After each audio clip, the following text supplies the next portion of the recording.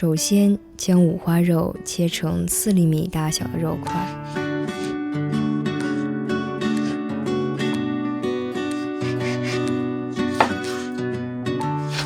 我这里的肉大概有1斤。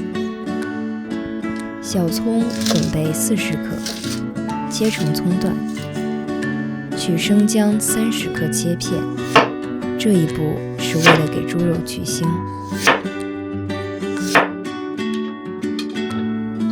五花肉凉水下锅，大火煮开。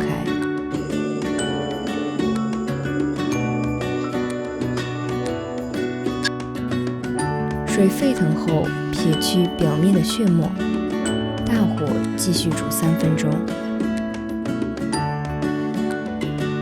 煮好后，将五花肉捞出，用凉水将血沫洗干净，然后把猪肉上面的水分控干，或者用厨房用纸擦干。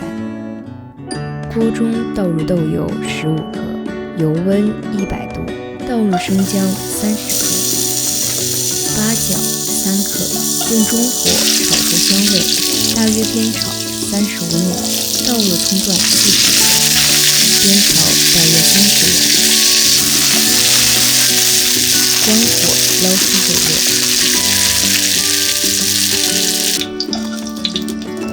不用洗锅，开中火将五花肉倒入锅中，把五花肉的油炒出来，要经常翻面，让它受热均匀。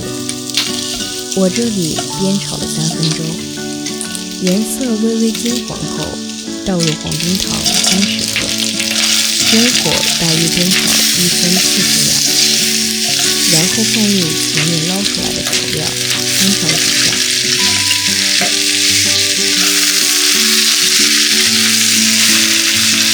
倒入生抽10克，老抽15克，海鲜酱10克，中火翻炒至上色均匀，然后倒入料酒100克，大火烧开后，倒入400克的开水，放开水做出来的红烧肉，吃着才不会发柴。水开后换最小火，焖煮60分钟。时间到了以后，把炒料都捞出来，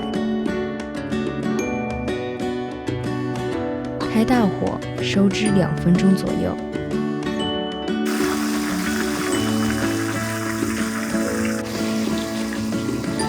这样，我的家庭版老弄堂红烧肉就做好了，肥而不腻，软糯香甜。喜欢本期视频的朋友，可以点赞、订阅、关注我们的频道。